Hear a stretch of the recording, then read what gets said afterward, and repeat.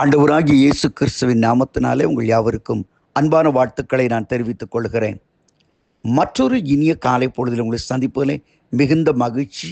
இந்த நாள் உங்களுக்கு ஆசீர்வாதமாய் அமைவதாக. இன்றைக்கு நான் உங்களோடு தியானிக்க விரும்புகிற ஆண்டோட வார்த்தை எபிரேயர் 10:36. தேவனுடைய சித்தத்தின்படி செய்து வாக்குத்தத்தம் பண்ணப்பட்டதை பெறும்படிக்கு பொறுமை உங்களுக்கு வேண்டியதாயிருக்கிறது. நீங்கள் தேவனுடைய சித்தத்தின்படி செய்து வாக்குத்தத்தம் பண்ணப்பட்டதை பெறும்படிக்கு பொறுமை உங்களுக்கு வேண்டியதாயிருக்கிறது. Price the Lord. தேவன் உங்களுக்கு வாக்குத்தத்தம் பண்ணிட்டார் இல்லையா? அதே பைபிள்ல அதே அதிகாரத்தை சொல்லுது, வாக்குத்தத்தம் பண்ணினவர் உண்மை உள்ளவராய் இருக்கிறாரே. சரிங்களா? இப்போ அதை பெறணும். எப்படி பெறுறது?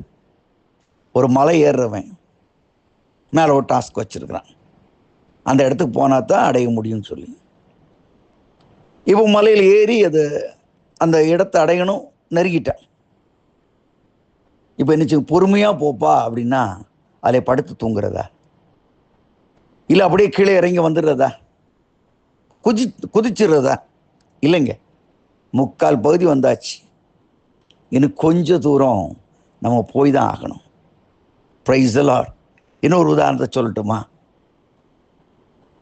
பேங்க்ல கலெக்ஷனுக்காக ஒரு செக்கை கொண்டு போடுறீங்க, அது நாளைக்கு ஆயிரும். இன்னைக்கு உங்களுக்கு தேவை காரியங்கள் இருக்குது, படக்கு படக்கு படக்குன்னு அடிக்குது, நாளைக்கு வருதே நாளைக்கு வருதே நாளைக்கு வருதே,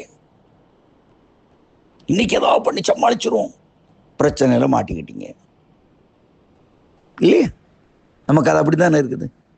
சில சமயங்கள் அப்படி நம்முடைய வாழ்க்கையில் வந்துடும். நம்ம ரொம்ப அவசர குணப்பட்டோம்னா நம்ம தெரியாத சிக்கலில் நம்ம மாட்டிக்கிடுவோங்க. அப்போ மனசு ரொம்ப வேதனைப்படும், மனசு உடையும். வாக்குத்தத்தம் பண்ணப்பட்டதை பெறும்படிக்கு பொறுமை உங்களுக்கு வேண்டியதாக இருக்கிறது. தேவனுடைய சித்தத்தின்படி செய்து. தேவனுடைய சித்தத்தின்படி செய்து என்பதற்கு மூல பாஷையிலிருந்து வியாக்கியானம் பண்ணப்பட்ட பைபிள் இப்படி சொல்லுது, தேவன் உங்களுக்கு தருவேன் என்று கையளித்த காரியங்களை, தேவன் உங்களுக்கு தருவேன் என்று உறுதியளித்த காரியங்களை பெற்றுக்கொள்ளும்படி பொறுமை உங்களுக்கு வேண்டியதாக இருக்கிறது. Price the Lord. சில நேரங்களில் ஆண்டவனுடைய பொறுமையை சோதித்து பார்க்கிறார். பாருங்க, ஒரு ஜபாலய தலைவன் வந்து ஏசப்பாட்ட சொல்றான், என் மகா வியாதிப்பட்டிருக்கான். அவர் சரி நான் வர்றேன்றாரு. அதுக்கு முன்னாடி என்ன நடந்துச்சு? ஒரு பெண் ஸ்திரீ வர்றா, ஆண்டவர் தொடுறா, உடனே நடந்துட்டு அவர் போறேன் கூட போறேன்னு டப்புன்னு நிப்பாட்டி அங்கே ஒரு பெரிய என்கொயரியே நடக்குது. அவ்வளோ பெரிய கூட்டத்தில் யாருப்பா ஆண்டவர் தொட்டு எல்லாரும் தான் தொட்டாங்க. இல்லை வல்லமை உண்டாக ஒருத்தர் தொட்டிருக்கான்னா அவளை கண்டுபிடிச்சி அவள் முன்னாடி ஓடி வந்து, ஆண்டவரே எனக்கு நடந்தது இப்படி தான் சொல்லி எனக்கு சொல்லி சாட்சியை கொடுக்க, அவளுக்கு சாட்சிக்கு சொன்னோட ஆசீர்வதிச்சு அனுப்ப. இதுக்குள்ளே இன்னும் மெசேஜ் வருது, எப்பா அந்த ஆளை கூட்டி லேட்டாக வந்தது போதும், அந்த போதவர் வேண்டாம், உன் பிள்ளை செத்து போச்சு. ஆண்டவர் சொல்கிறாரு, பயப்படாதே, விசுவாசம் உள்ளவனாயிரு. பொறுமை நேரம் என்பதை விட தேவன் நம்மை சுகமாக்க வருகிறேன் என்று சொல்கிறார் அல்லவா, அந்த வார்த்தை அப்படியே அப்ஹோல்ட் பண்ணு. உன் பிள்ளைக்கு ஒன்றும் பண்ணாது, நான் சுகமாக்க வர்றேன். ஆனால் இப்போ மெடிக்கல் ரிப்போர்ட் சொல்லுது உன் பிள்ளை செத்து போச்சு, மக்கள் சொல்கிறாங்க உன் பிள்ளை செத்து போச்சு. ஆண்டவர் சொல்கிறார், பயப்படாதே, விசுவாசம் உள்ளவனாயிரு. இதானே உன் நிலைமை? எக்ஸாக்ட்லி தான் நிலைமையில இருக்கிறீங்க. ஆண்டவர் சொல்ற உனக்கு விடுதலை உண்டுன்னு சொல்றாரு, ஆனா நீ சொல்ற அதெல்லாம் காலம் கடந்து சார், முடிஞ்சு போச்சு சார், இனிமே அதை பற்றி தயவு செய்து பேசாதீங்க, வேண்டாம், முடிச்சு போச்சு. நான் சொல்லுகிறேன், அது முடியவில்லை, பொறுமை உனக்கு வேண்டியதாக இருக்கிறது. Price the Lord. இந்த இடத்துல தான் யாருன்றதை நிரூபிச்சு காமிக்கிறதுக்கு ஒரு ஆப்பர்ச்சுனிட்டி வருகிறது. பொறுமையோடு இருந்த மனுஷனுடைய வாழ்க்கையில, யோபுடைய வாழ்க்கையில ரெட்டிப்பான் நன்மைகள் அவன் பெற்றுக்கொண்டான். யோபுடைய சரித்திரம், அவன் சோதனை காலம், சில வேத சாஸ்திரம் சொல்றாங்க 18 மாசத்துக்குள்ள நடந்து முடிச்ச கதைன்னு சொல்லுவாங்க, சிலர் 9 மாசம்னு சொல்றாங்க, அது தெரியாது, நம்ம மேலே போகும்போது யோபுகிட்ட கேட்டுவிடும். ஆனா ஒரு குறுகிய காலம், ஒரு 2 வருஷத்துக்குள்ள அந்த பிரச்சனை நடந்துச்சு.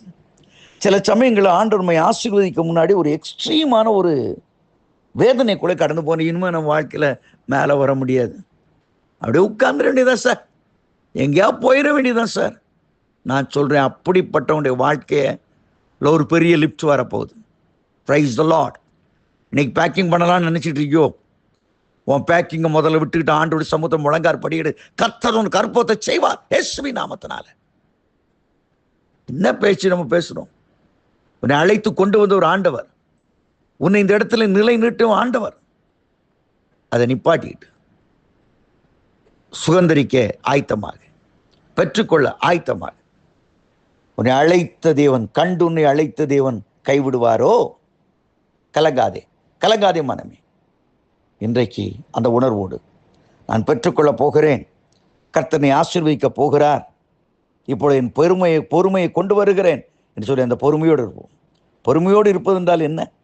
அது முன்னாடி சொல்லுது, என்ன சொல்றது?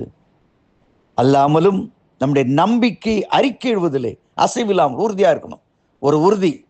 கர்த்தர் சொல்லிட்டார், நான் உன் கூட வந்து உன் மகளை குணமாக்க பயப்படாத. எவன் என்ன சொல்லலாம் கவலைப்படாது, செத்து போச்சுன்னு சொல்ல பயப்படாத.